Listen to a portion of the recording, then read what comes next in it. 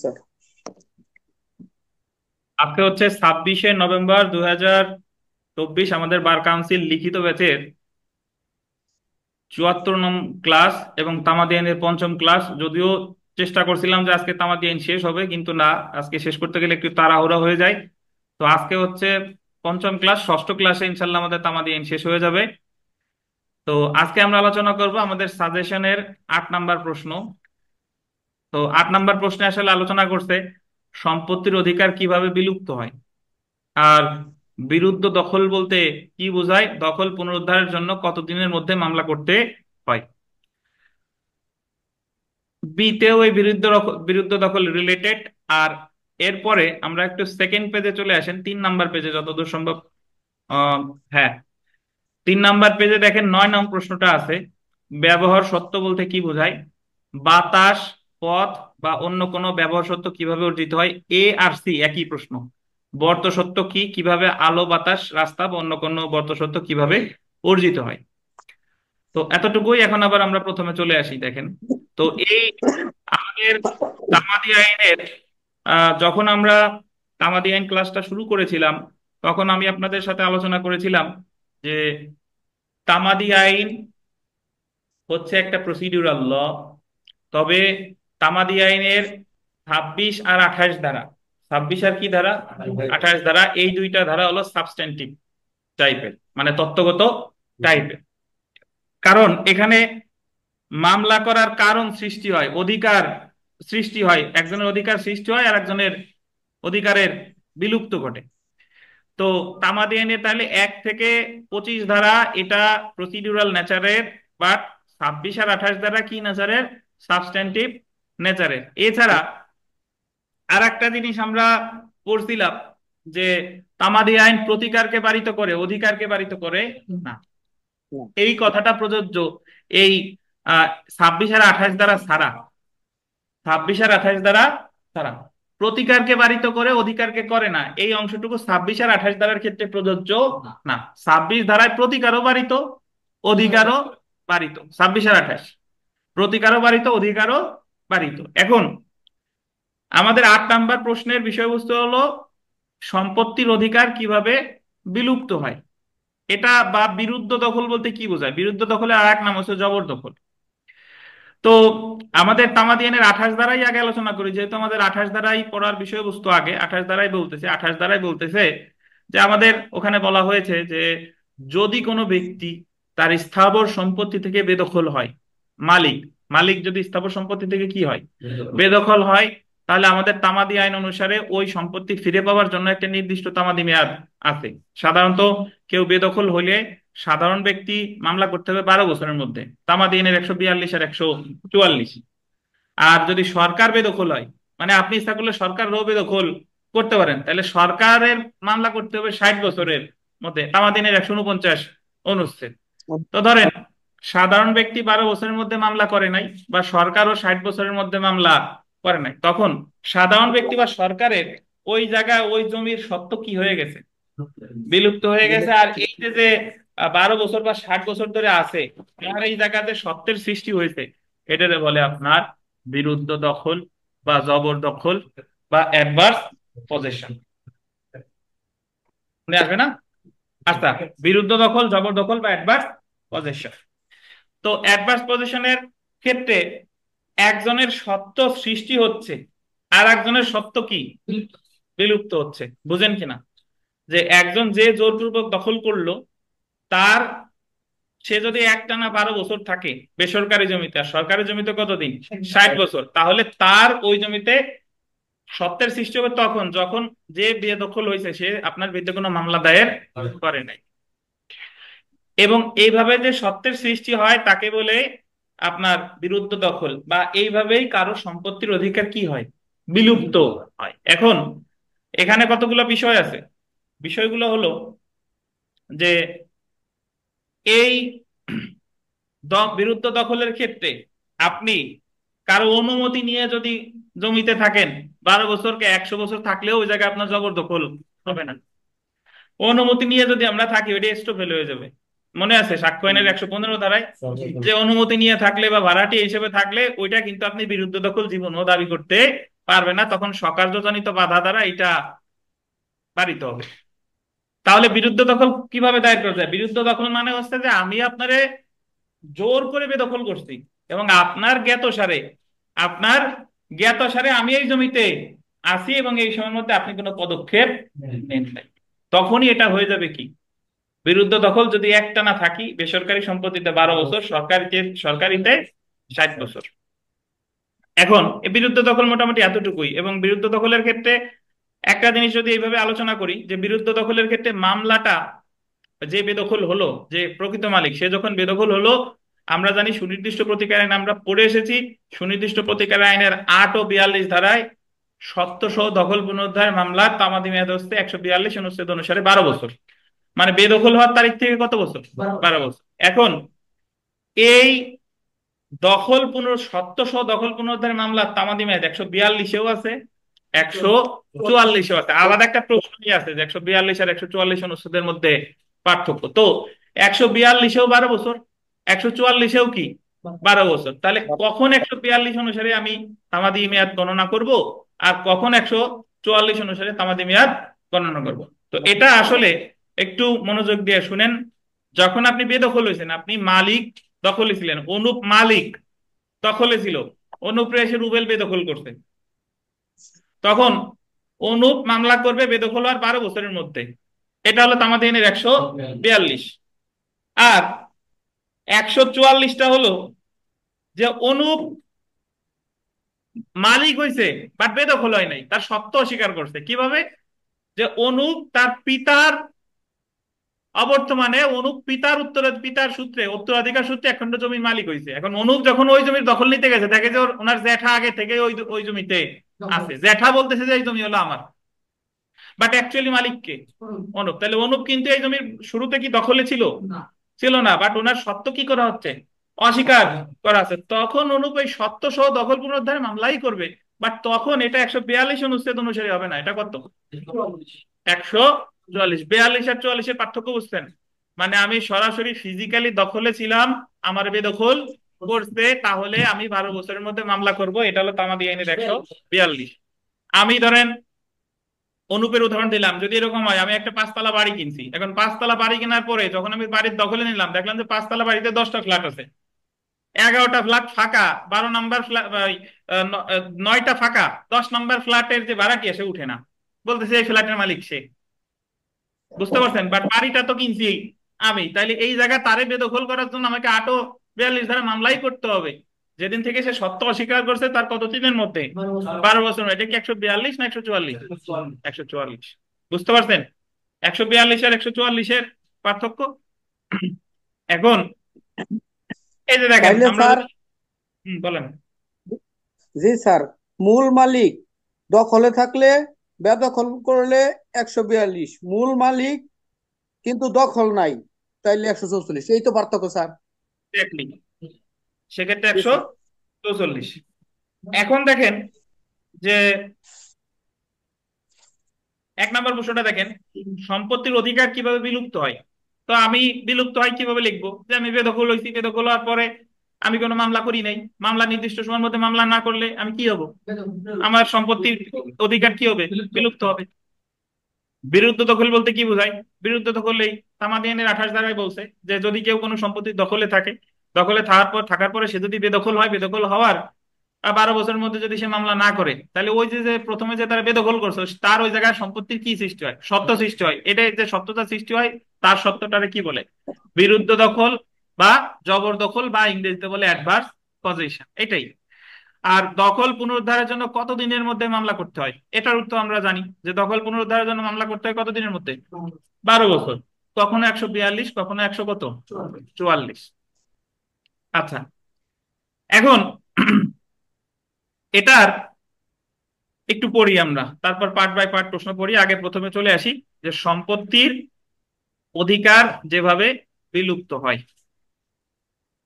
তামাদি আইনের 28 এর বক্তব্য অনুযায়ী কোন সম্পত্তিতে দখল লাভের জন্য মামলা করার বিষয় এই আইনে আন্ডারলাইন করবেন যে সময়সীমা নির্দিষ্ট করে দেওয়া হয়েছে তা অতিবাহিত হওয়ার পর উক্ত সম্পত্তিতে বাদীর অধিকার নষ্ট হয়ে যাবে। অর্থাৎ কিভাবে বা কি কারণে একজনের সম্পত্তিতে থাকা তার অধিকার বিলুপ্ত হয়ে যায় সে সম্পর্কে বিধান করা হয়েছে। তামাদিনের কত ধারায়? 28 ধারায়। অনুচ্ছেদ 142-এর মধ্যে উল্লেখ করা হয়েছে বাদীর দখলে থাকাকালে গোল দিবেন সে যদি বেদখল হয়। বাদী যদি কি হয়? বেদখল হয় বা নিজের দখল বজায় না রাখে, তাহলে বেদখল হওয়ার বা যেদিন থেকে দখল বজায় না রাখে সেদিন থেকে 12 বছরের মধ্যে তার মামলা দায়ের করতে হবে। আমি যদি সরাসরি বেদখল হই, তাহলে বেদখল হওয়ার তারিখ থেকে আমার মামলা দায়ের করতে হবে। যদি সে মামলা দায়ের না করে, তাহলে 28 ধারার বিধান অনুযায়ী তার অধিকার বিলুপ্ত হয়ে যাবে। এবং যে ব্যক্তি দখলে আছে সে যদি 12 বছরের বেশি সময়, তার আন্ডারলাইন করবেন, নিরবিচ্ছিন্ন দখলে থাকা প্রমাণ করতে পারে। সে যদি বলে আমি 12 বছর ধরে দখলে আছি, এর মধ্যে আমি কখনোই তার কাছ থেকে অনুমতি নেই নাই, এর মধ্যে কখনোই সে আমাকে বেদখল করতে পারে নাই, এবং সে আমার বিরুদ্ধে কোনো মামলাও করে নাই, তাহলে ওই সম্পত্তিতে তার বিরুদ্ধে দখলজনিত সৃষ্টি হবে টাইটেল বাই অ্যাডভার্স পজেশন। তাহলে আপনি এটা দয়া করে মানে 28 ধারার সাথে সাথে আপনি ইচ্ছা করলে উদাহরণ দিয়েও লিখতে পারেন যে একজন মানুষের সত্ত্ব কিভাবে কি হয়, বিলুপ্ত হয়। এখন আমরা চলে আসি, পরীক্ষায় প্রশ্নে আসে যে বিরুদ্ধ দখল কাকে বলে বা অ্যাডভার্স পজেশন কাকে বলে। আপনি যদি জ্ঞানী হন, বুদ্ধিমান হন, তাহলে উত্তর কিন্তু ওই আগের যে প্রশ্ন ওই জায়গায় যা হুবহু কিন্তু তাই। তো একজনকে বেদখল করলে সে যদি নির্দিষ্ট সময়ের মধ্যে কি না করে, মামলা না করে, তাহলে অপরজনের যে দখল সৃষ্টি হয় তারা কি দখল বলে? বিরুদ্ধ দখল বলে বা জবরদখল বলে বা ইংরেজিতে বলে adverse possession. The limitation act 1908-এর 28 ধারা অনুযায়ী কোন সম্পত্তিতে দখল লাভের জন্য মামলা করার বিষয় এই আইনে যে সময় নির্ধারণ করে দেওয়া আছে তা অতিবাহিত হওয়ার পর উক্ত সম্পত্তিতে বাদীর অধিকার নষ্ট হয়ে যাবে এবং বিবাদীর তথা দখলকারীর অধিকার প্রতিষ্ঠিত হবে। সম্পত্তিতে বিবাদীর এরূপ দখল ও মালিকানা লাভ করাকে বিরুদ্ধ দখল বা অ্যাডভার্স পজিশন বলে। আমরা একটি উদাহরণ যদি এখানে দেখি, যে ক একটি জমির মালিক, খ কে উক্ত জমি থেকে কি করে, বেদখল করে।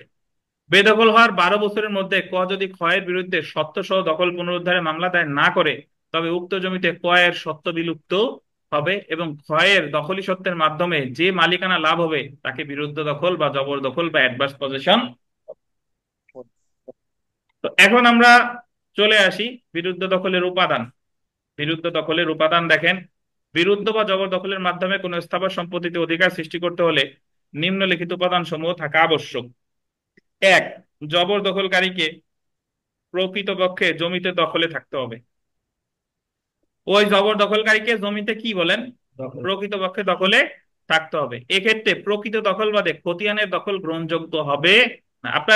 আপনি ফিজিক্যালি ওই জায়গা দখলে নাই, অ্যাকচুয়ালি দখলে নাই, বাট খতিয়ানে লেখা যে দখলকার অমুক, তাহলে কিন্তু জবরদখল হবে না, বাস্তবে থাকতে হবে।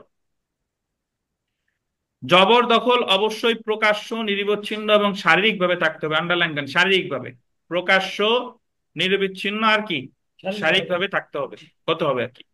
সম্পত্তির মালিকের, আন্ডারলাইন করেন, জ্ঞাত সারে বেদখল অনুষ্ঠিত হবে। মালিকের জ্ঞাত সারে, ওই যে বেদখলটা, সম্পত্তির যে মালিক তার অবশ্যই জানাইয়া বেদখলটা করতে হবে।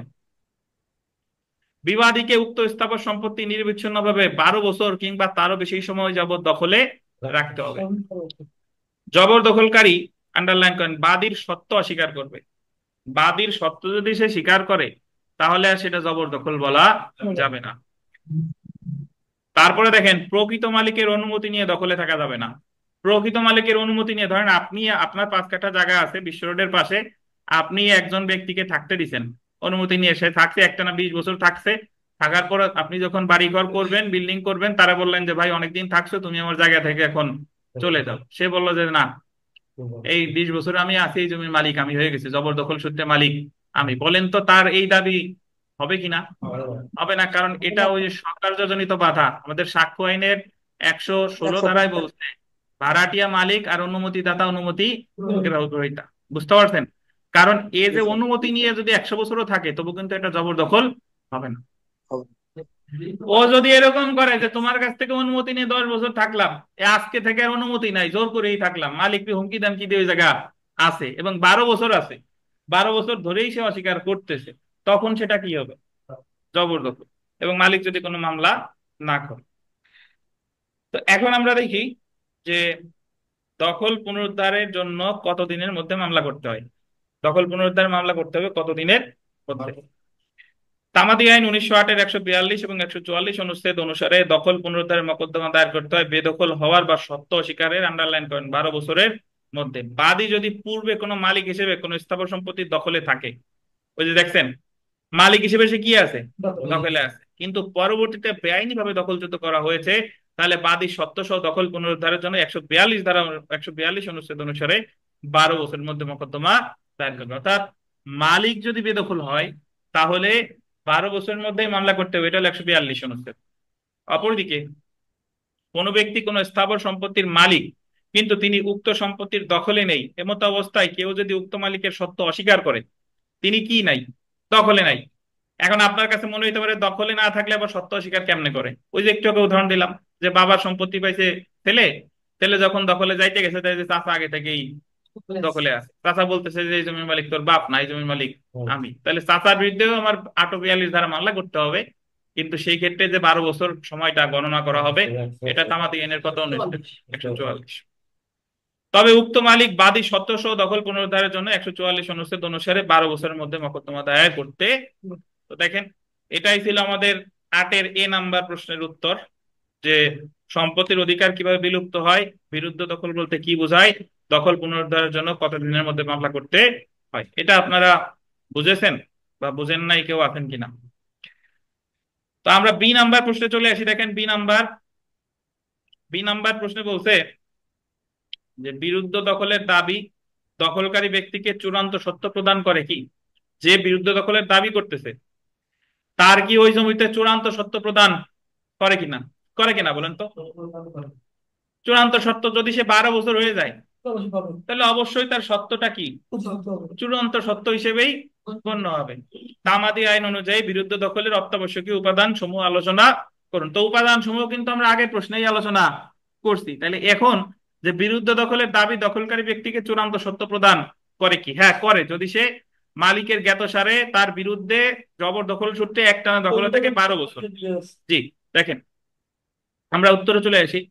বিরুদ্ধ দখলের দাবি দখলকারী ব্যক্তিকে চূড়ান্ত সত্য প্রদান, হ্যাঁ বিরুদ্ধ দখলের দাবি দখলকারী ব্যক্তিকে চূড়ান্ত সত্য প্রদান করে। আমাদের আইনের আন্ডারলাইন করবেন 28 দ্বারা মূলত বিরুদ্ধ দখলকারীর জন্য অধিকার সৃষ্টি করে, কারণ বিরুদ্ধ দখলকারী নিজে প্রকৃত মালিকের বিনা বাধায় নিরবিচ্ছিন্নভাবে 12 বছর উক্ত স্থাবর সম্পত্তি দখল ভোগ করে। এছাড়া উচ্চ আদালতের বিভিন্ন সিদ্ধান্তের অনুসারে বিরুদ্ধ দখলকারী ব্যক্তি নিম্নোক্ত শর্ত পূরণ করলে উক্ত দখলকারী ব্যক্তি সম্পত্তির চূড়ান্ত সত্য পাবে। নিচের শর্তগুলো একটু আগে পড়লাম। এই দেখেন যে জবরদখলকারীকে প্রকৃত জমিতে দখলে থাকতে হবে, এক্ষেত্রে প্রকৃত দখল বাদে খতিয়ানের দখল গ্রহণযোগ্য হবে না। জবরদখল অবশ্যই প্রকাশ্য নিরবিচ্ছিন্ন শারীরিকভাবে হতে হবে। সম্পত্তির মালিকের জ্ঞাতসারে বেদখল অনুষ্ঠিত হতে হবে। বিবাদীকে উক্ত স্থাবর সম্পত্তি নিরবিচ্ছিন্নভাবে 12 বছর কিংবা তারও বেশি সময় দখলে রাখতে হবে। জবরদখলকারী বাদীর সত্ত্ব কি করবে, অস্বীকার করবে। প্রকৃত মালিকের অনুমতি নিয়ে দখলে থাকা যাবে। উপরোক্ত শর্ত সাপেক্ষে একজন বিরুদ্ধ দখলকারী দখলকৃত সম্পত্তিতে চূড়ান্ত সত্ত্ব লাভ করতে পারে। এখন আমরা একটা প্রশ্ন আসবো, সেটা হলো আপনাদের এই যে যে সর্বশেষ যে আপনারা বার কাউন্সিল লিখিত পরীক্ষা দিয়ে আসলেন, সেখানে এই প্রশ্নটা এসেছিল। এবং আপনারা যদি বলে থাকেন যে এই প্রশ্ন আমরা পড়াই নাই ভালো, আমি দেখেন এই যে যে সি নাম্বার প্রশ্নটা দেখেন, সময় অতিক্রান্ত শুধু আইনগত প্রতিকারকে বাধাগ্রস্ত করে না, বরং দাবিদারের সত্যকেও বিলোপ করুন, ব্যাখ্যা করুন। এটা আমাদের সাজেশনে ছিল। হ্যাঁ, এই প্রশ্নটারই আসছে ইংলিশ ভার্সন, দেখেন যেটা আপনাদের আসছে যে limitation bars the remedy but does not destroy the right. হুবহু একই কথা, জাস্ট এটা আপনি ওই প্রশ্নটুকু আলোচনা করে আলোচনার পরিশেষে বলা যায়। এখন লিমিটেশন বলতেছে যে তামাদি প্রতিকারকে বারিত করে অধিকারকে করে না, প্রতিকারকে বারিত করে অধিকারকে করে না, এটা আমরা জানি। কিন্তু এই 28 ধারার ক্ষেত্রে প্রতিকারও বারিত করে অধিকারও বারিত করে। আগে আমরা বুঝি যে কিভাবে আমরা প্রতিকারে বারিত করে কিন্তু অধিকারকে করে না। দেখেন প্রতিকারকে বারিত করে কিভাবে, যে আমি অনুপ সাহেব আহ, একটা দোকান থেকে, কোর্টের কাছে এক দোকান থেকে অনুপ সাহেব রেগুলার কলা খায়। তো উনি 1 বছর কলা খাইয়ে ধরেন 6,000 টাকা বিল বানাই ফেলছে। তো 6,000 টাকা বিল বানানোর পরে অনুপ আর ওই দোকানের পাশ দিয়ে আর হাঁটে না, বকেয়া আছে অনুপার টাকা পয়সা দেয় না, এবং বারবার দোকানদার যা সত্ত্বেও অনুপ একসময় বললো যে আমি টাকা পয়সা তোমার দিতে পারবো না, তাহলে যেদিন থেকে ওই দোকানদারে বললো যে তুমি কোনো টাকা পাবে না, সেদিন থেকে তার মামলা করার তামাদি মেয়াদ শুরু হবে। অর্থ আদায়ের মামলা, যেহেতু মামলা করতে পারবে কয় বছরের মধ্যে? 3 বছরের মধ্যে। তো এখন দোকানদার দেখলো যে মাত্র 6,000 টাকা, এই টাকার জন্য আমি মামলা করব, উকিল সাহেব দিতে হবে, আবার কোর্ট ফিও দেওয়া লাগবে, থাক, আল্লাহর উপর ছেড়ে দিলাম। তো 3 বছরের মধ্যে অনুপ কোনো মামলা করে নাই। 4 বছরের মাথায়, মানে ওই যে দোকানদার কোনো মামলা করে নাই, 4 বছরের মাথায় এসে অনুপ আবার 2,000 টাকার বাকি খাওয়ার পরে অনুপ ওই 2,000 টাকা দিছে যে না ওই যে টাকা নাও। তখন ওই 2,000 টাকা দোকানদার যদি আগের যে 6,000-এর সাথে কি করে, মানে বললো যে অ্যাডজাস্ট করে যে আগের 6,000 বাবদ এই যে আমি 2,000 লিখে নিলাম, তাহলে আবার আপনার নতুন করে তামাদি মেয়াদ গণনা কি বলেন তো শুরু হয়ে গেল। কারণ যদি অনুপ কোনোদিন এই 2,000 না দিত, তাহলে দোকানদারের কিন্তু ওই অধিকার খাটানোর কোনো জায়গা ছিল না। অনুপ জ্ঞান নামটা বাধাইছে আবার এই দোকানের কাছে টাকা দিতে আইসা। তো এই ক্ষেত্রে এটা বলতেছে যে তামাদি আইন প্রাথমিকভাবে প্রতিকারকে বারিত করলেও অধিকারকে বারিত করে না, তবে অবশ্যই ও অধিকার খাটানোর সুযোগ কি করতে হবে, সৃষ্টি করতে হবে। কিন্তু তামাদি আইনের 28 ধারায় এবং 26 ধারায়, 26 ধারা পরে আসতেছে, 28 এবং 26, এই ক্ষেত্রে প্রতিকারও বারিত, অধিকারও বারিত। কেমনে? দেখেন, আমানুর সাহেবের জমি, উনি মালিক, অনুপ এসে আমানুরে বেদখল করছে। তাহলে বেদখল করার অনুপ যখন বেদখল করে, অনুপ বেদখলকারী হিসেবে ওই জমিতে আছে, আমানুর সাহেবের মামলা করতে হবে কতদিনের মধ্যে? 12 বছরের মধ্যে। আমানুর সাহেব 12 বছরের মধ্যে কোনো মামলা করে নাই, এবং ওই জমিতে অনুপ আছে। 12 বছর পর ওই জমিতে অনুপের কি সৃষ্টি হবে? জবরদখল সৃষ্টি হবে। আমানুর সাহেব মামলা টামলা করে নাই। আমানুর সাহেব 14 বছরের মাথায় আইসা, ওনার শক্তি টক্তি হয়েছে, সরকার পরিবর্তন হয়েছে, আমানুর সাহেব আইসে অনুপ্রে এবার বেদখল করছে। অনুপ্রে বেদখল করছে। বলেন তো, আমানুর যদিও বেদখল করছে, কিন্তু এখন জমির মালিক কে? আগের বার কিন্তু ওই যে কলার টাকা 2,000 দিয়ে কিন্তু ফেসে গেছিল, যে ওর তার বিরুদ্ধে আমার মামলা করার তামাদি মেয়াদ গণনা শুরু হলো। কিন্তু 14 বছর পরে আমানুর যদি তারা বেদখল করে, তাহলে এই জায়গা আমানুরের কিন্তু আর সত্য কখনোই সৃষ্টি হবে না, মানে ওনার প্রতিকারও শেষ, অধিকারও শেষ। এখন ওনার বিরুদ্ধে আবার অনু 842 ধারা মামলা দায়ের করতে পারবে। এ হচ্ছে কথা। টাকার ক্ষেত্রে প্রতিকার বারিত হলেও অধিকার বারিত হয় না, কিন্তু এই জবরদখলের ক্ষেত্রে প্রতিকারও বারিত হয়, অধিকারও বারিত হয়। একটু পড়লে আরো ভালো বুঝবো। দেখেন,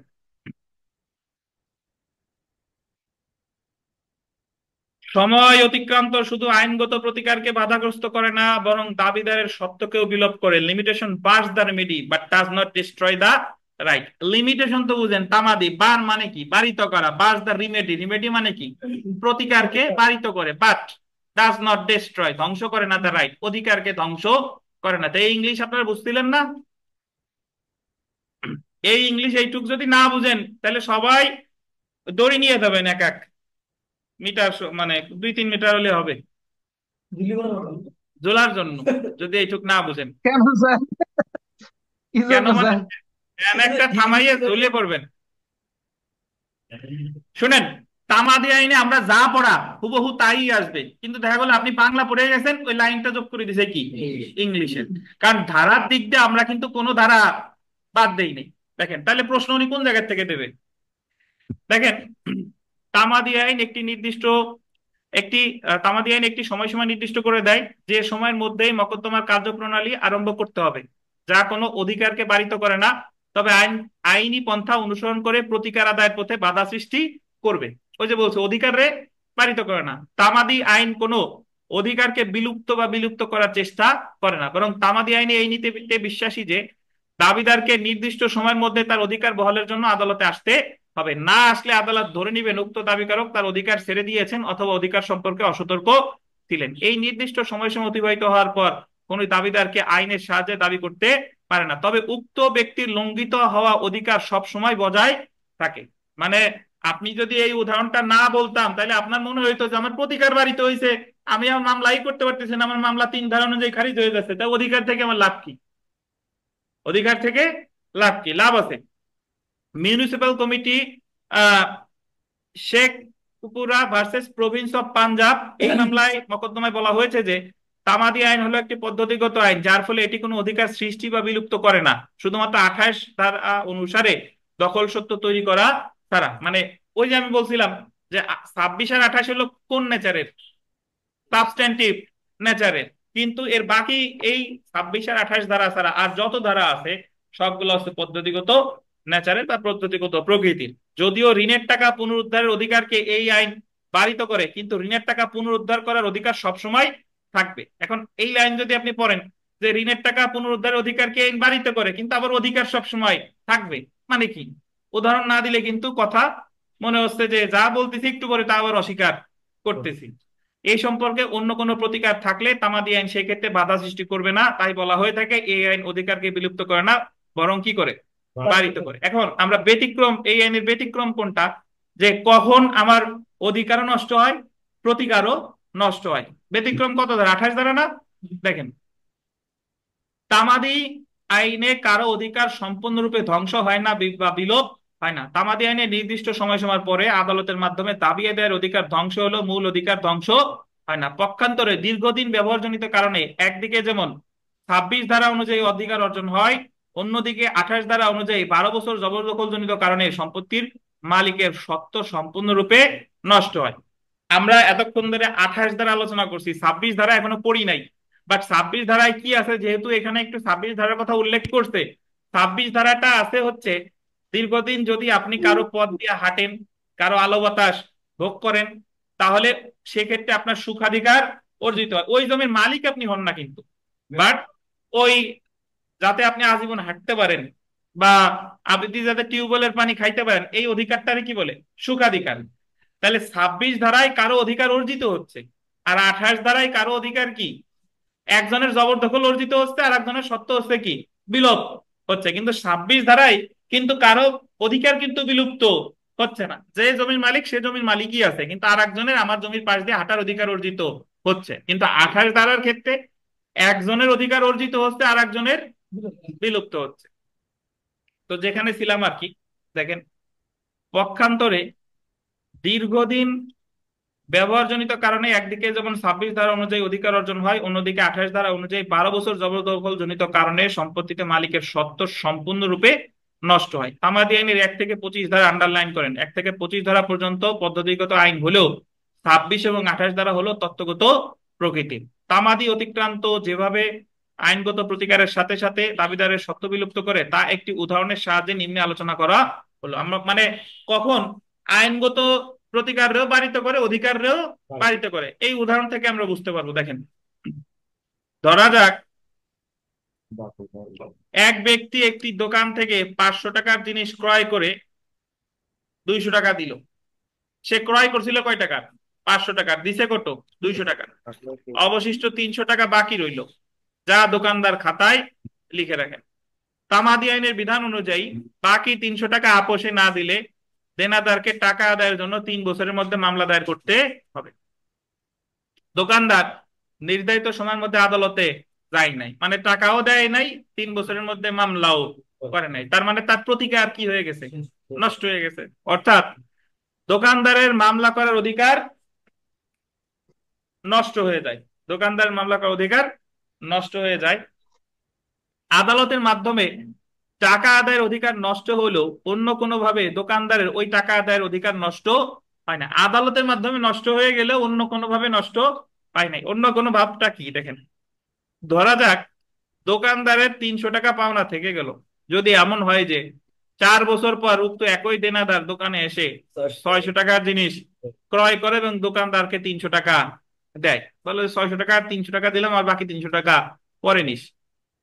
এই 300 টাকা পূর্বের তামাদির পাওনা টাকার মধ্যে উসুল দেখাইয়া ক্রেতার নামে 600 টাকা খাতায় ওই দিন বাকি লিখে রাখলে দোকানদারের আইন তো কোনো অন্যায় হবে না। পরে এসে তো বাকি নিল কয় টাকা, 600 টাকা, বাট সে দিছে কয় টাকা, 300 টাকা। তো ওই 300 বর্তমানের 600 বাবদ না দেখাইয়া সে আগে যে 300 পাইতো ওই বাবদ কাটে নিছে আর বললো যে তোমার কাছে নতুন করে আমি পাই কত, 600। কারণ তার পূর্বের পাওনা 300 টাকা আইনের দৃষ্টিতে তামাদি হলেও এই পাওনা দোকানদার যদি অন্য কোনো ভাবে আদায় করে তবে দোকানদারের বিরুদ্ধে ক্রেতার আইনত কিছু করার থাকবে না। পক্ষান্তরে দেখেন, 28 ধারা অনুযায়ী জবরদখলজনিত কারণে যদি বাদীর সত্ত্ব একবার ধ্বংস হয় এবং সত্ত্ব ধ্বংস হওয়ার বা 2 বছর পর, ধরেন সত্ত্ব ধ্বংস হইতে সময় লাগে কত বছর? 1 বছর? কোন জায়গার 1 বছর? সত্ত্ব ধ্বংস হইতে সময় লাগে কত বছর বলেন? 12 বছর। সরকারি সম্পত্তি হইলে 60 বছর, বেসরকারি সম্পত্তি হলে কত বছর? 12 বছর। মানে তার সত্ত্ব ধ্বংস হয়ে গেছে, সে কোনো মামলাও করে নাই। 2 বছর পর যদি সে জমির দখল বিবাদীর নিকট থেকে পুনরায় উদ্ধার করতে সমর্থ হয়, সে মামলা করে নাই, বাট 2 বছর পর আবার কি করছে? সে তার দখল ফিরাই নিছে। সে যতই দখল ফিরাই নেই, এই কথা বললে হবে না যে আমি তো আগের মালিক ছিলাম, এখন আমি আমার জমির দখল ফেরত পাইছি, so আমি আবার মালিক, এই কথা বললে হবে না, কারণ সত্য তার কি হয়ে গেছে? বিলুপ্ত হয়ে গেছে। পুনরায় উদ্ধার করতে সমর্থ হয়, তবে এই জমিতে তার বিলুপ্ত মালিকানার অধিকার ফিরিয়ে আসবে না। তাই আলোচনার পরিশেষে বলা যায় যে সময় অতিক্রান্ত শুধু আইনগত প্রতিকারকে বাধাগ্রস্ত করে না, বরং দাবিদারের সত্যকেও কি করে? বিলুপ্ত করে। এখন এই প্রশ্নের ভার্সন দুইটা। কিভাবে এইভাবে আসতে পারে যে তামাদি আইনগত প্রতিকারকে বারিত করে, অধিকারকে বারিত করে না, আলোচনা করুন। অথবা বলতে পারে তামাদি আইনগত প্রতিকারকে বারিত করে, আবার ওই অধিকারকেও বারিত করে আলোচনা করে। হ্যাঁ, উত্তরে একই, মোটামুটি আলোচনা করে জাস্ট ফিনিশিং লাইনে যেটা চাইছি সেটা বলে দিবেন। রুবেল, বুঝতেন কিনা? কি যে বুঝতেন, আপনি তো দেখা দেন না। এই সিনেমা নিয়ে ব্যস্ত নাকি?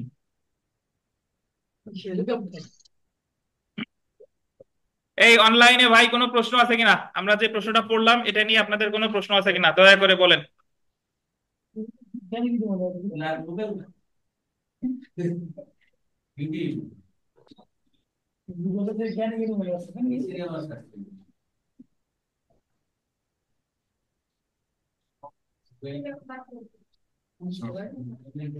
এই বুঝতে পারছেন?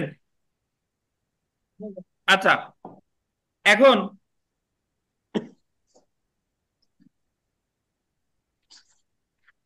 আমরা 3 নাম্বার প্রশ্নে আসি। 3 নাম্বার প্রশ্নে জানতে চেয়েছে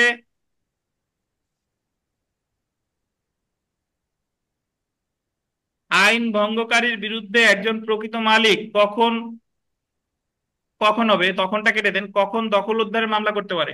আইন যে ভঙ্গ করছে, একজন প্রকৃত মালিক দখল উদ্ধারের মামলা করতে পারে। আর সরকার কর্তৃক দায়েরকৃত একটি মামলার ক্ষেত্রে তামাদি মেয়াদ কত? সরকার যদি কোনো মামলা দায়ের করে তাহলে তামাদি মেয়াদ কত?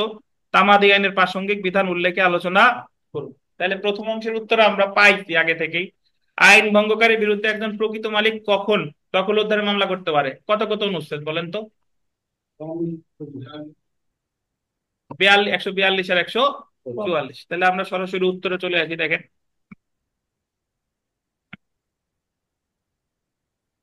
আইন ভঙ্গকারীর বিরুদ্ধে একজন প্রকৃত মালিক যখন দখল উদ্ধারের মামলা দায়ের করতে পারে, তামাদি আইন 1908-এর 142 বা 144 অনুচ্ছেদ অনুসারে দখল পুনরুদ্ধারের মকদ্দমা দায়ের করতে হয় বেদখল হওয়ার বা সত্ত্ব অস্বীকারের 12 বছরের মধ্যে। বাদী যদি পূর্বে কোন মালিক হিসেবে কোন স্থাবর সম্পত্তির দখলে থাকে কিন্তু পরবর্তীতে বেআইনিভাবে দখলচ্যুত করা হয়েছে, তাহলে বাদী সত্ত্ব সহ দখল পুনরুদ্ধারের জন্য 142 অনুচ্ছেদ অনুসারে 12 বছরের মধ্যে মকদ্দমা দায়ের করবে। অপরদিকে কোনো ব্যক্তি কোনো ব্যক্তি কোনো স্থাবর সম্পত্তির মালিক কিন্তু তিনি উক্ত সম্পত্তির দখলে নেই, এমত অবস্থায় কেউ যদি উক্ত মালিকের সত্ত্ব অস্বীকার করে, তবে উক্ত মালিক বাদী সত্ত্ব সহ দখল পুনরুদ্ধারের জন্য কল দিবেন 144 অনুচ্ছেদ অনুসারে 12 বছরের মধ্যে মকদ্দমা দায়ের করবে। এটা কিন্তু ইতিমধ্যে আমরা পড়ছি না? তাহলে উত্তর কিন্তু ওই একই। এখন যদি আমরা দেখি প্রশ্নের পরের অংশ, যে সরকার কর্তৃক দায়েরকৃত একটি মামলার ক্ষেত্রে তামাদির মেয়াদ। সরকার যে কোনো মামলাই করুক না কেন, আমাদের দেওয়ানি কার্যবিধি অনুসারে, মানে যে কোনো মামলা বলতে দখলের মামলা যদি করে, তাহলে তার তামাদি মেয়াদ হচ্ছে কত বছর? 60 বছর। তামাদি আইন দেখেন, তামাদি আইনের 149 অনুচ্ছেদের বিধান অনুযায়ী সরকার কোন সম্পত্তি জবরদখল মূল্যে সরকারি কোন সম্পত্তিতেও জবরদখল মূল্যে, এটা আন্ডারলাইন করেন, সরকারি কোন সম্পত্তিতেও জবরদখল মূল্যে সত্ত্ব অর্জিত হতে পারে। অর্থাৎ আপনি বাংলাদেশ সরকারের একটা জমিও জবরদখল মূল্যে দাবি করতে পারেন, বাট কত বছর রাখতে হবে? 60 বছর। 60 বছর মাঝে তো বাঁচেই না। দেখেন, এই অনুচ্ছেদের বিধান অনুযায়ী কেউ যদি সরকারের কোনো সম্পত্তিতে নিজের অধিকার দাবি করে 60 বছরের অধিককাল দখল প্রমাণ করতে পারে, তবে তার বিরুদ্ধে বিরুদ্ধ দখলজনিত সত্ত্বের সৃষ্টি হবে এবং ওই সম্পত্তি উদ্ধারের জন্য সরকার যদি 60 বছরের মধ্যে মামলা না করে তবে উক্ত সম্পত্তিতে সরকারের সত্ত্ব কি হবে, বিলুপ্ত হবে। অর্থাৎ সরকারকে 60 বছরের মধ্যে দখলকারীর বিরুদ্ধে মামলা দায়ের করতে হবে।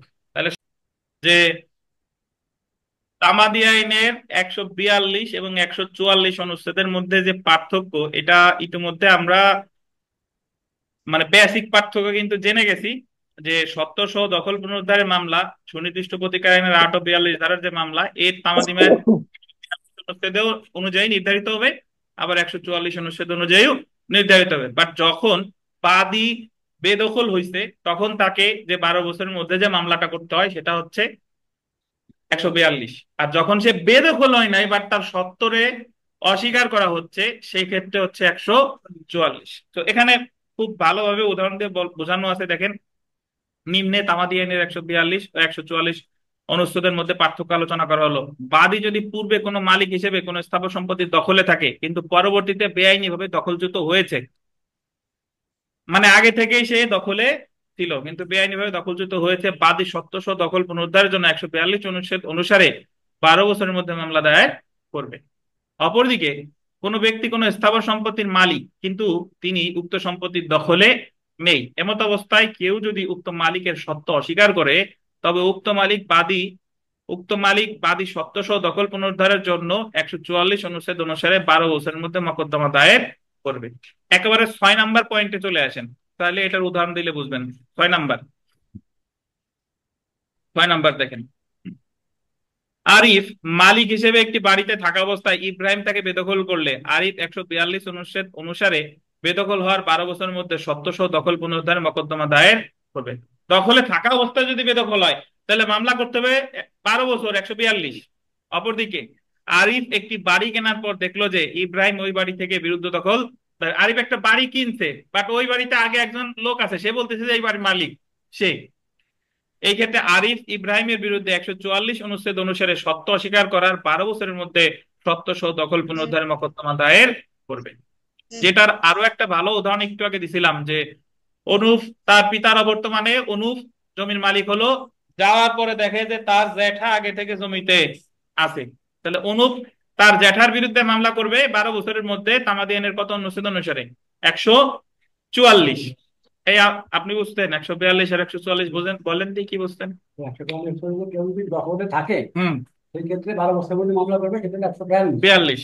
আর কেউ দখলে নাই, কিন্তু হুম, তার সত্ত্ব আছে, রত্ত আছে, এটা দিকে দেখো যে দখলে অন্য লোক আছে, অন্য লোক আছে, জি। সেই ক্ষেত্রে 144। ধন্যবাদ। যাক, কোর্টে যায় তো গলার ভয়েস বাড়ছে আর কি। দেখেন, দেখেন 2 নাম্বার পয়েন্টটা দেখেন। 142 অনুচ্ছেদে বাদীর দখল ও বেদখল প্রমাণ করতে হয়। 142-এ বাদীর কি প্রমাণ করা লাগে? দখল ও বেদখল। অপরদিকে 144 অনুচ্ছেদে বাদীর দখল প্রমাণ না করলেও চলে। 144-এ কি দেখাইতে হবে? জাস্ট 3 নম্বর দেখেন, 142 অনুচ্ছেদ অনুসারে তামাদি মেয়াদ গণনা করতে হবে বেদখল হওয়ার দিন থেকে, বেদখল হওয়ার দিন থেকে। অপরদিকে 144 অনুচ্ছেদ অনুসারে তামাদি মেয়াদ গণনা করতে হবে সত্ত্ব অস্বীকারের দিন থেকে। তারপরে দেখেন 142 অনুচ্ছেদ স্থাবর সম্পত্তির দখল পুনরুদ্ধারের ক্ষেত্রে প্রযোজ্য। অপরদিকে 144 অনুচ্ছেদ স্থাবর সম্পত্তি বা অন্য কোনো স্বার্থের দখল উদ্ধারের তামাদি মেয়াদকেও নির্দেশ করে। মানে 142 হলো সুনির্দিষ্টভাবে স্থাবর সম্পত্তির দখল পুনরুদ্ধার, কিন্তু 144 স্থাবর সম্পত্তির দখল পুনরুদ্ধারই যে ক্ষেত্রে 142 প্রযোজ্য না, সেক্ষেত্রে হচ্ছে 144। 142 অনুচ্ছেদ হলো তামাদির বিশেষ এবং নির্দিষ্ট বিধান। অপরদিকে 144 অনুচ্ছেদ যেখানে প্রযোজ্য হবে সেখানে তামাদির বিশেষ কোনো বিধান নাই। মানে 142 হলো বিশেষ বিধান, কিন্তু 144 প্রযোজ্য হবে যেখানে বিশেষ কোনো বিধান নাই, সেই ক্ষেত্রেই 144। ওই যে বেদখল হইলে বিশেষ বিধান আছে, 142 অনুচ্ছেদ অনুসারে 12 বছরের মধ্যে মামলা করতে হয়, কিন্তু যে জায়গায় আমি মালিক কিন্তু দখলে ছিলাম না। এখন বলতে পারেন যে মালিক আবার দখলে না থাকলে আবার কেমন কিরম মালিক হইলো? উদাহরণ তো দিয়ে বুঝাইলাম যে মালিক বাট আমি দখলে ছিলাম না, সেই ক্ষেত্রে আমাকে দখল পুনরুদ্ধার মামলা করতে হবে কত অনুচ্ছেদ অনুসারে? 144 অনুচ্ছেদ অনুসারে 12 বছরের মধ্যে। কোনো প্রশ্ন আছে কিনা ভাই? তো স্যার একটা প্রশ্ন ছিল স্যার। প্রশ্নটা হচ্ছে স্যার, এখানে তো যে 12 বছর থাকে একজনের সত্ত্ব অস্বীকার কইরা জবরদখল করে যিনি থাকেন, এক্ষেত্রে উনি কি মামলা করবেন বা ওনার রেমেডি কি, উনি কিভাবে বিরুদ্ধ দখলটা আদায় করবেন? উনি ঘোষণামূলক মামলা করবে যে আমি এতদিন যাবত দখলে আছি, আমার মালিক হিসেবে ঘোষণা দেওয়া হোক। ও আচ্ছা, বুঝতে পারছি স্যার। জি, জি। আবার বলবেন যে সত্য সে প্রমাণ করবে কিভাবে, তার তো কোনো কাগজ নাই, এটা আবার বলবেন না? আচ্ছা, হ্যাঁ, হ্যাঁ, সে তার কাছে জিজ্ঞেস করবেন, কি, তার কাছে করেন। সেটা ওই যে সাক্ষ্য দিয়ে প্রমাণ হ্যাঁ, করবেন যে এত অমুক তারিখ থেকে আমি আছি এটা। তো আমাদের এক্ষেত্রে একটু কাগজপত্রের শুধু দখল দিয়েই সে কাগজপত্র তো এটার আপনার নাই, আপনি কি কাগজপত্র দেখাবেন? আপনি তো জোরপূর্বক এই জায়গা দখলে আছেন, ওই মামলার রায় ডিগ্রি পাওয়ার পরে হলো আপনার কাগজপত্র তৈরি হবে। ও আচ্ছা, বুঝতে পারছেন? তো একটু এভাবে দুই কি দিন স্যার রেমেডি পায়? হ্যাঁ, পায়, পাবে না কেন? আইনে যে বিধান আছে অবশ্যই পায়, বাট পাওয়া তো মানে আপনার মানে স্ট্রং এভিডেন্স দ্বারা আপনার মামলা প্রমাণ করতে হবে। নে- ন্যায্য জায়গা মানুষ পাচ্ছে না, আর আপনি বিরুদ্ধ দখল পাবেন না কেন? আইনের বিধান আছে, আইন অবশ্যই পাবেন, তবে হাল ছাড়া যাবে না। ওই যে আমাদের সেই সুনির্দিষ্ট প্রতিকার আইনের সোলেটিয়ামের উদাহরণ, ওই বিধবা মহিলা অ্যাপিলেট জি স্যার, ডিভিশনে গিয়ে যে, আহ, ফেরত পেল আর অ্যাপিলেট কি। ডিভিশনে গিয়ে। তো ওইভাবে জি হাল স্যার। ছাড়া যাবে না। আচ্ছা, একটু 2-3 মিনিটের বিরতি, তারপরে আবার শুরু করতেছি। 2 মিনিট হাসে না। 9 নম্বর প্রশ্নটা দেখেন। ব্যবহার সত্য বলতে কি বোঝায়, বা বর্ত সত্য কি? একই কথা। আর বাতাস, পথ বা অন্য কোনো ব্যবহার সত্য কিভাবে অর্জিত হয়, বা আলো, বাতাস, রাস্তা বা অন্য কোনো বর্ত সত্য কিভাবে অর্জিত হয়, এটা একটু বুঝেন। যে একটু আগে 28 দ্বারা পড়ে আসলাম, 28 দ্বারায় একজনের সত্য অর্জিত হয় আর একজনের বিলোপ। বিলুপ্ত হয়। মানে 28 দ্বারারে এই যে যে আপনার প্রেসক্রিপশন, অ্যাকচুয়ালি প্রেসক্রিপশনের বাংলাই হলো আপনার বর্ত সত্য। তো প্রেসক্রিপশন এটা 26 ধারায়ও প্রেসক্রিপশন, আবার 28 ধারায়ও প্রেসক্রিপশন। 26 ধারার যে প্রেসক্রিপশন এটা বলে অ্যাকুইজিটিভ প্রেসক্রিপশন বা সত্য অর্জনকারী প্রেসক্রিপশন।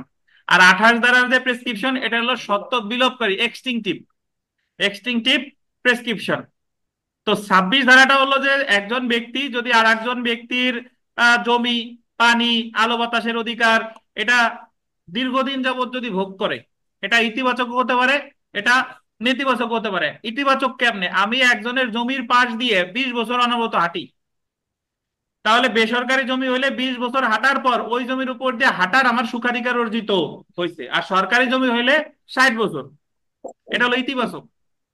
নেতিবাচক কেমনে? আমার জমির, আমার বাড়ির পাশে রাস্তা আছে, কিন্তু ওই রাস্তা দিয়ে আমি 20 বছর যাবত কাউরে হাঁটতে দেই না। 20 বছর যাবত কি কাউরে হাঁটতে দেই না। হঠাৎ করে একজন আইসে ওই রাস্তা দিয়ে হাঁটা শুরু করছে, তাহলে আমি এই জায়গায় তার বিরুদ্ধে মামলা করব সুখাধিকারের। এটা হলো নেতিবাচক সুখাধিকার। কেন? আমি আদালতে বলবো যে ওনার এই জায়গা 20 বছর যাবত কেউ হাঁটে না, তার মানে আমার কি অর্জিত হয়েছে এই জায়গায়?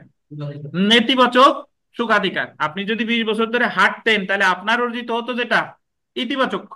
আর 20 বছর ধরে আমি কাউরে হাঁটতে দেই না, তাহলে আমার কি অর্জিত হয়েছে? এটাও নেতিবাচক সুখাধিকার। বুঝতে পারছেন? তো এখন 28-এর সাথে যদি 26-এ আরো কিছু কথা আছে, সেটা হলো এই সুখাধিকার প্রয়োগে যেদিন বাধা দিবে, বাধা প্রাপ্ত হওয়ার 2 বছরের মধ্যে মামলাটা দায়ের করতে হবে। এটা 26 ধারায় আছে। তার মানে সুখাধিকার অর্জিত হইতে সময় লাগে 20 বছর অথবা 60 বছর, আর নষ্ট হইতে সময় লাগে কয় বছর? 2 বছর। 2 বছরের ভিতরে মামলা না করলে সুখাধিকারের অধিকার কি হয়ে যাবে? বিলুপ্ত হয়ে যাবে। 2 বছর পরে যায় যদি আবার হাঁটা শুরু করেন, আবার কতদিন হাঁটা লাগবে? আবার 20 বছর। বুঝতে পারছেন? আর আরেকটা কথা আছে, সেটা হলো যে সুখাধিকার যদি আপনি 1 বছর বাধাপ্রাপ্ত হন, মানে 1 বছর ধরেন আমার জায়গা দিয়ে রুবেল হাঁটে, 20 বছর হাঁটছে, এমন হঠাৎ আমি রুবেলকে বললাম, রুবেল মেলা দিন হাঁটছেন, এই জায়গা দিয়ে আর হাঁটা টাটা যাবে না। রুবেল এই কথায় মাইন্ড করে বা ভয় পাইয়া সে 1 বছর যাবত তার হাঁটা চলা করে নাই, মামলা করে নাই, কিন্তু 1 বছর যাবত ওই রাস্তা দিয়ে আর কি হাঁটেই নাই। এই 1 বছর যদি বাধাপ্রাপ্ত অবস্থায় থাকেন তাহলেও সুখাধিকার কি নষ্ট হয়ে যায়। বুঝতে পারছেন? তাহলে এখন প্রশ্ন করতে পারেন যে 2 বছরের মধ্যে মামলা করতে হবে, আবার 1 বছর বাধাপ্রাপ্ত হলে নষ্ট হবে কেমনে কি? 2 বছরের মধ্যে মামলা করতে হবে, তো আপনি বাধা দিতে হেঁটেই যাচ্ছেন। বুঝতে পারছেন? তার বাধাটাতে আপনি নত হন নাই। বাধাপ্রাপ্ত হওয়ার কত বছরের ভিতরে? 2 বছরের মধ্যে। কিন্তু বাধা দিছে আপনি, বন্ধ করে দিচ্ছেন হাঁটা, 1 বছর যাবত হাঁটেন না, তখন সুখাধিকার 1 বছর পর কি হয়ে যাবে? নষ্ট হয়ে যাবে। এটা বলছে সব কথা 26 ধারায়।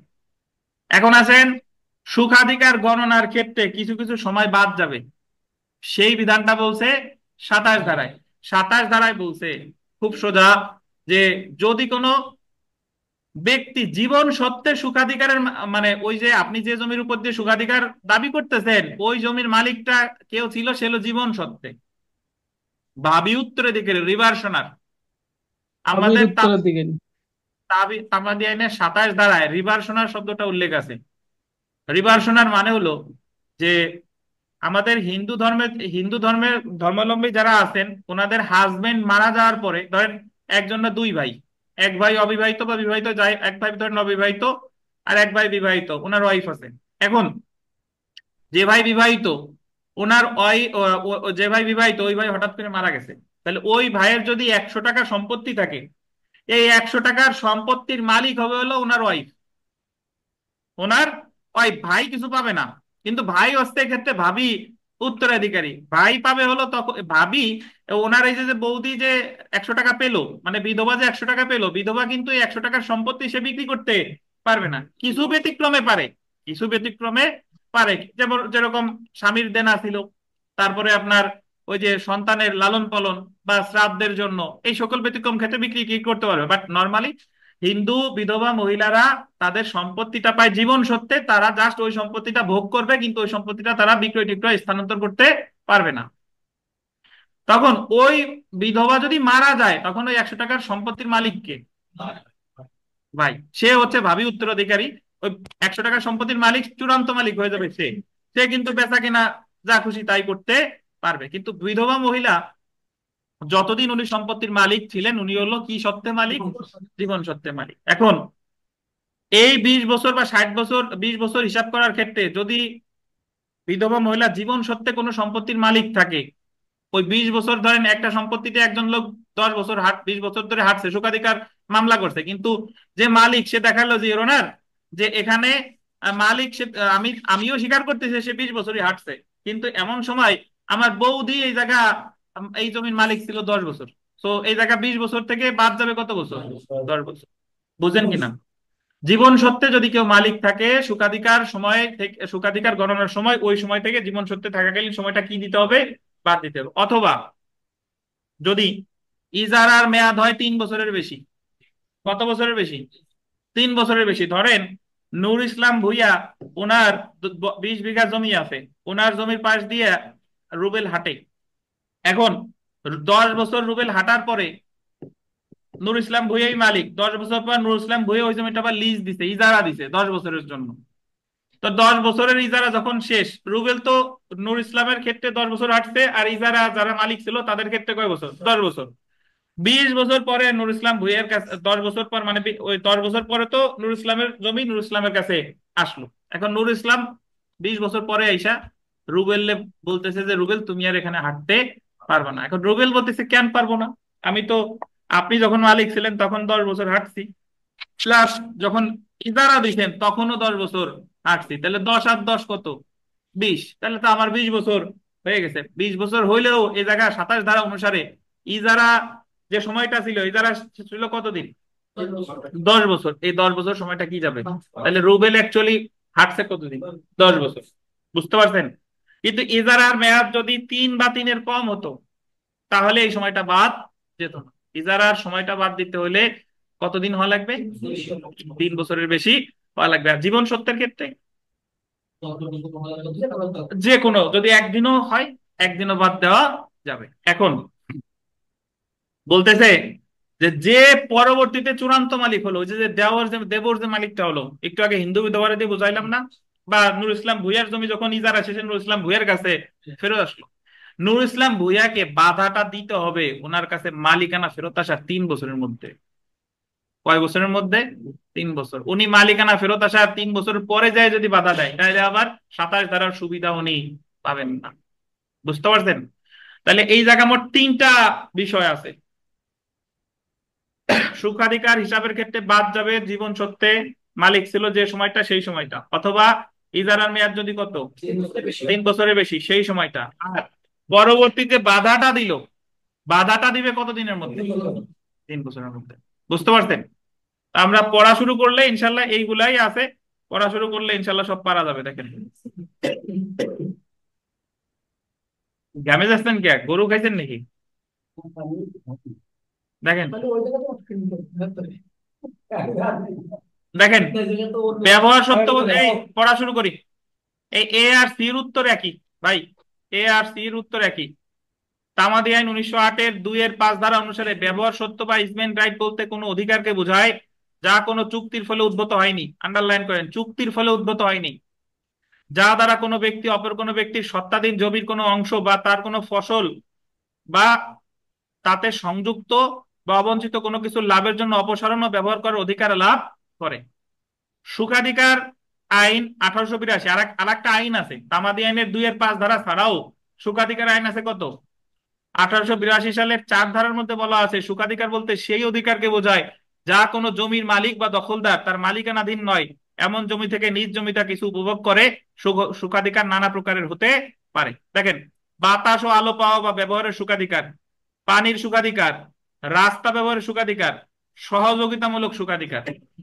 সহযোগিতামূলক সুখাধিকার হচ্ছে তানভীর ধরেন ওয়াজ মাহফিলের টাকা তুলতে যায়, 20 বছর যাবত একজন লোক টাকা দেয়, সহযোগিতা তানভীরে করেই যাচ্ছে।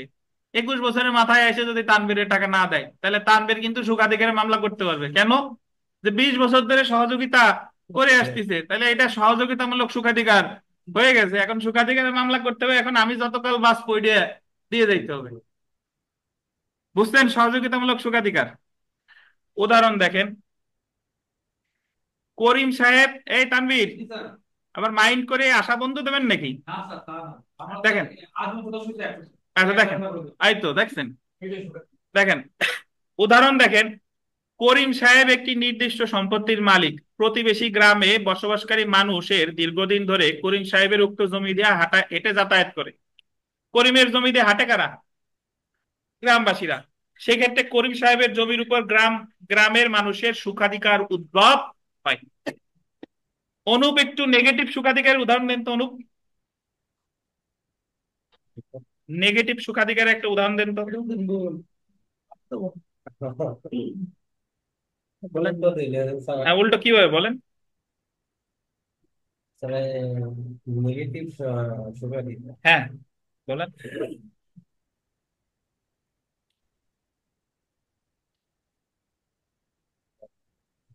আমার একটা কুকুর আছে, হ্যাঁ যে 20 বছর পর্যন্ত কেউ পারিনি, জি মানে দেও দেও নাই তো পারিনি দেয় না, আমি নিতে দেয় না। হ্যাঁ, আমার মনে হয় স্যার দায় দিছি যে নোট তার জায়গা পারিনি না।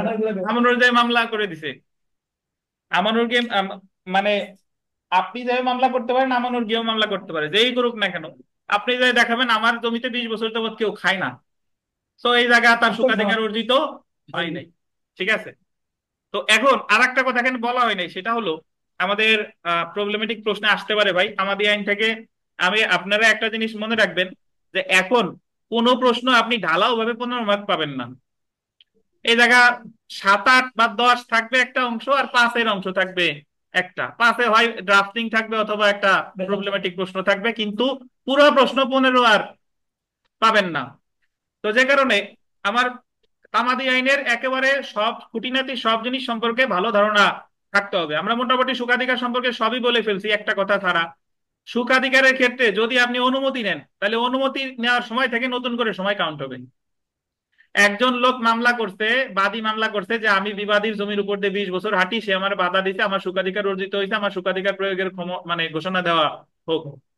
বিবাদী এসে বলতেছে যে ইওর অনার, সে 20 বছর ধরে হাঁটে, এটা আমিও স্বীকার করি, তবে 10 বছর আগে সে আমার কাছ থেকে একবার অনুমতি নিছিল হাঁটার জন্য।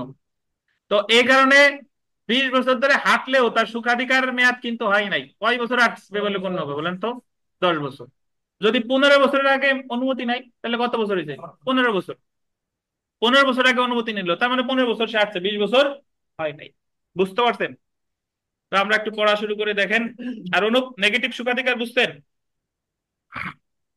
আহ, ব্যবহার সত্য অর্জন বা সুখাধিকার অর্জন হবে যদি কোন দালানে আলো বা বাতাস প্রবেশ ও ব্যবহারের সুখাধিকার হিসেবে বা অধিকার হিসেবে অব্যাহতভাবে 20 বছর যাবৎ শান্তিপূর্ণভাবে ভোগ করে। আমাদের গোপালগঞ্জের ওই যে পোস্ট অফিসের মোড়ে ওই হোটেলটার নাম কি? সোহাগ হোটেল। সোহাগ হোটেলের ওখানে দেখবেন যে পাশে আর একটা কি টাওয়ার জন্য হয়েছে না ভাই, আগে ছিল না কি বাবলা টাওয়ার না কি জানি, তো ওই সোহাগ হোটেল তো আমি ছোটবেলা থেকেই দেখে আসতেছি ওইভাবেই। তো ওই বাবলা টাওয়ার যখন দিছে, দেখবেন যে সোহাগ হোটেলের জানালা খোলার কোনো সুযোগ নাই, আলো বাতাস তো পরের কথা, জানালা খোলারই কোনো সুযোগ নাই।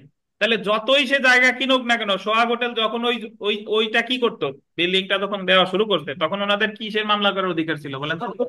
সুখাধিকারের। কারণ অনবরত 20 বছর যাবত ওই জায়গা দিয়ে তার কি আসে, আলো বাতাস আসে। বাট এখন আর কিন্তু হবে না, কারণ 2 বছরের বেশি হয়ে গেছে।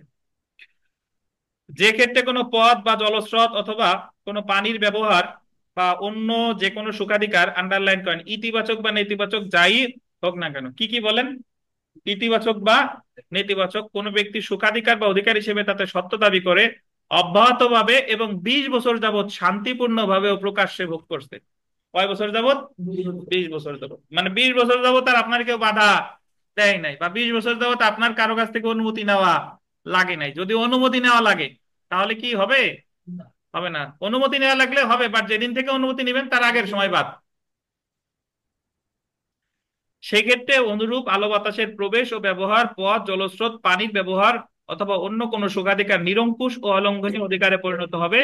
উচ্চ আদালতের সিদ্ধান্ত অনুযায়ী শুধুমাত্র চলার পথ ব্যবহারকারী দীর্ঘদিন যাবত উক্ত পথ ব্যবহার করেছে বলে তার সুখাধিকার সৃষ্টি হয় না।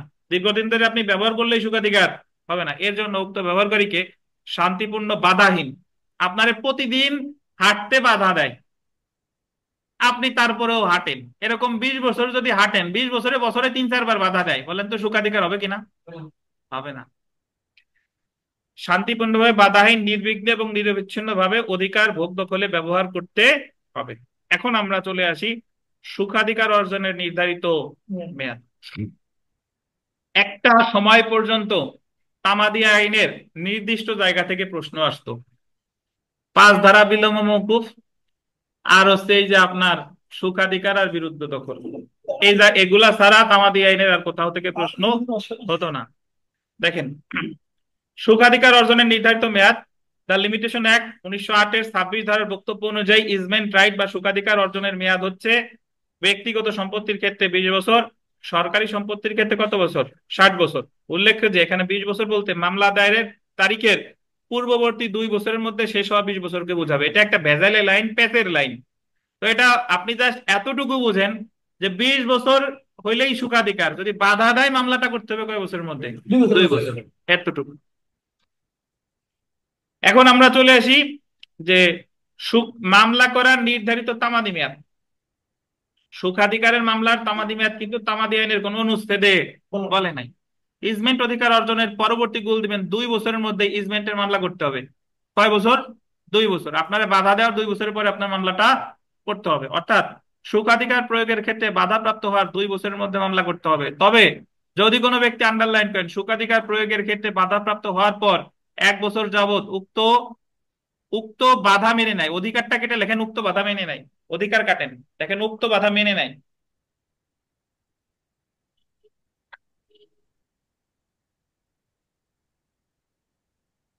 তাহলে সুখাধিকার কি হয়ে যায়?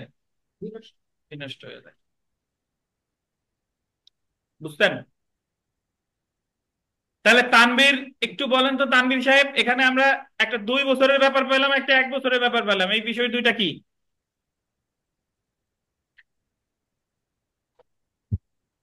হ্যাঁ, যদি কেউ পজিটিভ এবং নেগেটিভ প্রতিক্রিয়া লাভ করে 20 বছর ধরে, তাকে 2 বছর যদি মামলা করতে হবে। আর যদি মামলা করে বাধা দেয়, বাধা দিতে হবে 1 বছরের ভিতরে।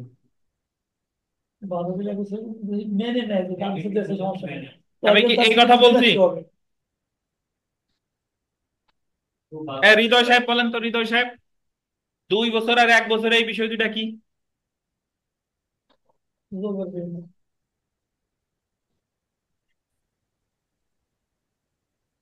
সুখাধিকারের সময় গণনার ক্ষেত্রে যে সময় বাদ দিতে হবে, 27 ধারাতে বলা আছে ব্যবহারজনিত অধিকারের সহিত সংশ্লিষ্ট সম্পত্তির দখলকার যদি, এখানে আমি বোল্ডে দিয়ে, বোল্ড হরফে দিয়ে দিছি আর কি, ফন্ট বোল্ড করে দিছি, দেখেন, জীবন সত্ত্বে অথবা 3 বছরের অধিককালের ইজারা সত্ত্বে দখলকার হয়। কি সত্ত্বে?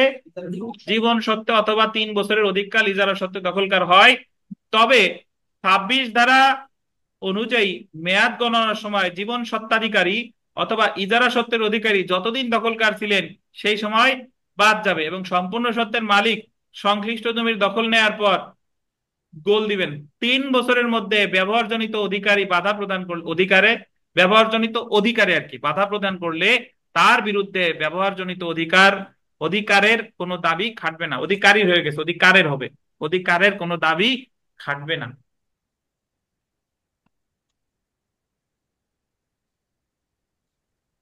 আচ্ছা, তো এখানে একটা জিনিস বুঝেন, বাদ যাচ্ছে কি কি সময়? জীবন সত্ত্বে অথবা ইজারার মেয়াদ কয় বছরের বেশি, 3 বছর। আর পরবর্তীতে যে 3 বছর। মালিক তার বাধাটা দিতে হবে কতদিনের মধ্যে? 3 বছরের মধ্যে। আর বাধা পাওয়ার পরে ওই ব্যক্তি মামলা করবে কয় বছরের মধ্যে? 2 বছরের মধ্যে। আর কয় বছর মেনে নিলে আর 1 বছর বাধিকানো? চলবে। ঠিক আছে, ধরা যাক,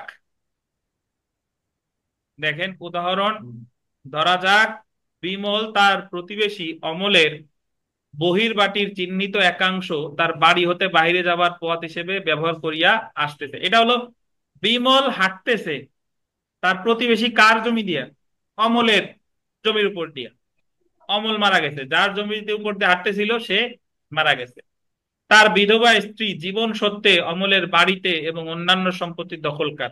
অমলের ভাবী উত্তরাধিকারী তাহার ভ্রাতা শ্যামল। ভাবী উত্তরাধিকার নিচে লেখেন রিভার্সনার, একটু লিখে রাখেন, আর ই ভিই আর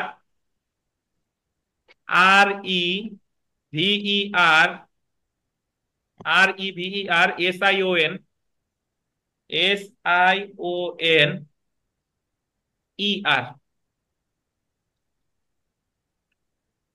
রিভার্সনার মানে ভাবী উত্তরাধিকারী, মানে ভাবির সম্পত্তি পাচ্ছি সেই ভাবী উত্তরাধিকারী না, কিন্তু ভাবী উত্তরাধিকার মানে হচ্ছে যে যে যে উত্তরাধিকার একটু হবে। পরে পাবে। যে আপনারা স্যার ভাবি, হবু হবু আপনারা কি ভাবি অ্যাডভোকেট, মানে ভাই বলবো। কিছুদিন পরে অ্যাডভোকেট ইনশাল্লাহ হবে হবেন, ইনশাআল্লাহ। বুঝতে পারছেন?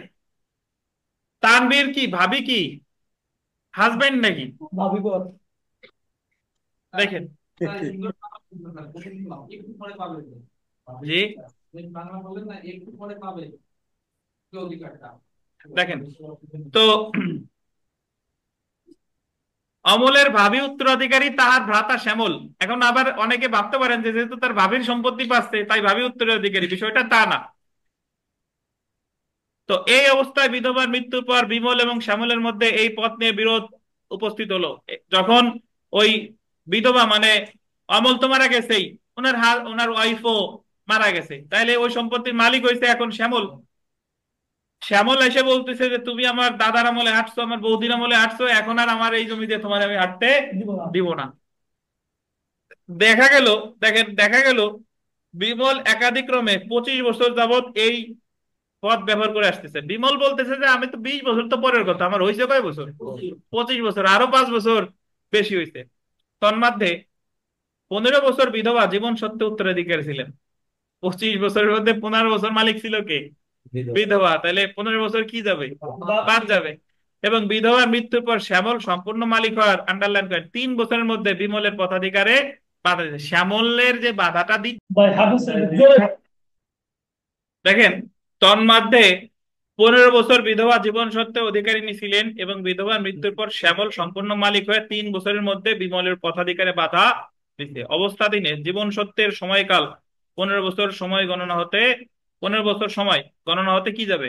বাদ যাবে। বিমলের পক্ষে অবশিষ্ট মাত্র 10 বছর থাকবে। বিধবার মৃত্যুর পর শ্যামল জমিতে দখল নিয়ে 3 বছরের মধ্যে বিমলের পথাধিকারে বাধা দিয়েছে, অতএব বিমলের পথের অধিকার আইনত অগ্রাহ্য হবে। বলেন তো, এই যে ভাবী উত্তরাধিকারী যে হলো শ্যামল, সে যদি মালিক হওয়ার 4 বছর পর বাধা দেয় তাহলে কি এই বিধবার যে 15 বছর এটা বাদ যাবে কিনা? তাহলে কিন্তু যাবে না। তাহলে কিন্তু ওই যে আপনার বিমলের সুখাধিকারের মামলায় বিমলই জয়লাভ করবে। বুঝতে পারছেন? মালিক হওয়ার 3 বছরের ভিতরে বলতে গেলে আমি বাধা দিতে হবে, যে জায়গাতে তুমি আঁকতে পারবা না, ওনার আবার 3 বছরের মধ্যে বাধাটা দিতে হবে। মুখ বন্ধ দাঁড়াবে আসলে পারি না।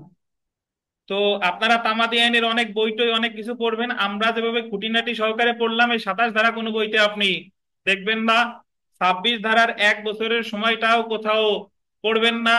9 ধারায় সময়ের অবিরাম চলন, ওই যে যে পাওনাদার দেনাদারের একটা বিষয় আছে, এটাও কিন্তু আপনি কোথাও পাবেন না। দেখেন, তো আমরা আজকের সর্বশেষ প্রশ্ন সেটা যদি দেখি, তামাদি ও দীর্ঘকাল ব্যবহারজনিত অধিকারের মধ্যে পার্থক্য সমূহ নিম্নরূপ। তামাদি আর হলো দীর্ঘকালজনিত ব্যবহারজনিত অধিকার। দীর্ঘকাল ব্যবহারজনিত অধিকার মানে হচ্ছে যে আপনার সুখাধিকার। আর তামাদি, তামাদি তো একটা নির্দিষ্ট সময় দিছে, এই সময়ের মধ্যে মামলা না করলে মামলা করার অধিকার শেষ। আর ভোগ দখল দীর্ঘকাল ব্যবহারজনিত অধিকার, এটা তো একটা নির্দিষ্ট সময়ের পর আপনার অধিকার কি হয়, অর্জিত হয়।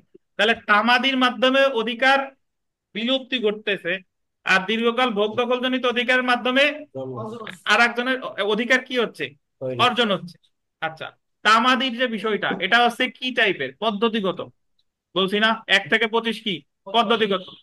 আর এই সুখাধিকার বা 28 ধারা বলেন বিরুদ্ধ দখল, এটা কি মূল আইন বা তত্ত্বগত, এই জায়গায় অধিকার সৃষ্টি হয়।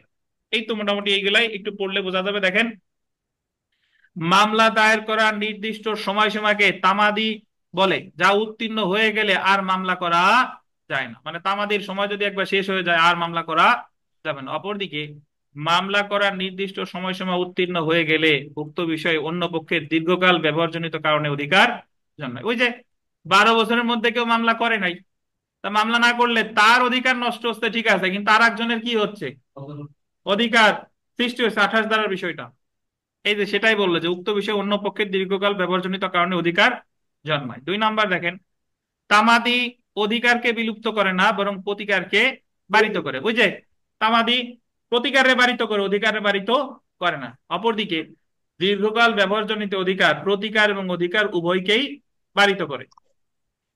3 নাম্বার দেখেন, তামাদি নির্দিষ্ট সময় পক্ষদের মধ্যে পারস্পরিক বিরোধ নিষ্পত্তির জন্য তৎপর করে, যাতে বিরোধ সমূহ অবিরাম চলতে না পারে। তামাদি আপনার একটা নির্দিষ্ট সময়সীমা বেঁধে দেয়, এই সময়ের মধ্যে মামলা করতে হবে, এই সময়ের মধ্যে আপিল করতে হবে, এর মধ্যে যদি আপনি না করেন তাহলে এই সুবিধার আপনি পাবেন না। অপরদিকে কোনো মালিক যদি তার অধিকার সম্পর্কে অবহেলা করে, সেক্ষেত্রে অন্য কেউ দীর্ঘ সময় সম্পত্তি ব্যবহার করলে এই অধিকার জন্মায়, ফলে মালিকানা দ্বন্দ্বের কি ঘটে, পরিসমাপ্তি ঘটে। মানে কোনো মালিক অবহেলা করছে, বেদখল হওয়ার পর মামলা করে নাই, তখন যে 12 বছর দখল ছিল তার তো ওই জমিতে কি কিসের সৃষ্টি হলো, সত্ত্বের সৃষ্টি হলো। 4 নাম্বার দেখেন, তামাদি সংসদের আইন প্রণয়নের মাধ্যমে স্বীকৃত। তামাদি হচ্ছে সংসদের আইন প্রণয়নের মাধ্যমে স্বীকৃত। অপরদিকে দীর্ঘকাল ব্যবহারজনিত অধিকার বিচারিক সিদ্ধান্তের মাধ্যমে প্রতিষ্ঠিত। একটু আগে বলছিলেন না যে স্যার বিরুদ্ধ দখল প্রমাণ করবো কেমনে, আমাদের তামাদি আইনে কোন ধারায় কি বলছে যে 12 বছর হয়ে গেলে তুমি যে মামলা করবা, এই মামলা করলে তোমার দখল কোর্ট দিবে, বিষয়টা কিন্তু তা না। বা সরকার স্বীকৃতি দিবে। 12 বছর যদি আপনি জবরদখলে থাকেন, তাহলে বললাম যে আপনি যদি ঘোষণামূলক মামলা করলেন, তাহলে আপনি ওই মামলার ওই ঘোষণার মাধ্যমে আপনি ওই জমির কি হয়ে যাবেন, মালিক হয়ে গেলেন। অথবা আপনি কিছু করার দরকার নাই, আপনি দীর্ঘদিন যাবত ওই জমিতে আছেন, 20 বছর ধরেই আছেন, তখন যদি কেউ পরবর্তীতে এসে মামলা করে, আমার জাস্ট প্রমাণ করতে হবে যে তার মামলাটা তামাদিতে কি হবে, বাড়িত হবে। আর আমার এই জায়গায় এই জমিতে ইতিমধ্যে কি অর্জিত হয়েছে, বিরুদ্ধ দখল অর্জিত হয়েছে। তো তার মানে এই না যে আপনি এখন আপনার যদি আবার বেচা কেনার ধান্দা থাকে যে আমার বিরুদ্ধ দখল অর্জিত হয়েছে, আমি এই জমি বিক্রি করে ফেলবো, তাহলে মামলাটা আগে আপনারই করতে হবে। তামাদির ব্যবহার নেতিবাচক, কারণ এটি নির্দিষ্ট পক্ষকে তার অধিকার বলবৎ করার ক্ষমতা থেকে বঞ্চিত করে। পক্ষান্তরে এটি ইতিবাচক ক্ষমতা, যা কোনো পক্ষের অবহেলার কারণে অন্য পক্ষকে একটি অধিকার উপভোগের নিশ্চয়তা দেয়। 6 নাম্বার দেখেন, তামাদি একবার শুরু হলে তা কি থাকে, কত ধারায় বলছে, অবিরাম চলন, সময় অবিরাম চলন। পক্ষান্তরে দীর্ঘকালীন ভোগ দখল অধিকার কি হতে পারে, বিঘ্নিত হতে পারে। তারপরে সবশেষেরটা দেখেন যে তামাদি কোনো মকদ্দমা, আপিল কিংবা আবেদনপত্র দাখিলের সময় নির্ধারণ করে দেয়। মানে তামাদি কোনো মামলা, আপিল বা আবেদন কত সময়ের মধ্যে দাখিল করতে হবে এটা নির্ধারণ করে দেয়। পক্ষান্তরে কোনো নির্দিষ্ট মেয়াদ উত্তীর্ণ হলে দীর্ঘকাল ব্যবহারজনিত অধিকার সৃষ্টি হয় কিংবা বিলুপ্ত হয়। একজনের সৃষ্টি হচ্ছে, আর একজনের বিলুপ্ত হচ্ছে। এই ছিল আমাদের তামাদি এবং দীর্ঘকাল ব্যবহারজনিত অধিকার। আজকেই শেষ করতে চাইছিলাম, বাট আরো বেশ কিছু বিষয় আছে, অনেক সময় লেগে যেত। তো আগামী বৃহস্পতিবার ইনশাল্লাহ আমাদের তামাদি আইন শেষ হয়ে যাবে। আজকে এই পর্যন্তই। আপনাদের অনলাইনে যদি কোনো প্রশ্ন থাকে বা অফলাইনে থাকলে জিজ্ঞাসা করতে পারেন, না হলে আজকে এই পর্যন্তই। আমাদের সাজেশনটা ঠিক আছে স্যার। তাহলে ভালো থাকেন, আল্লাহ হাফেজ। আসসালামু আলাইকুম স্যার। আসসালাম।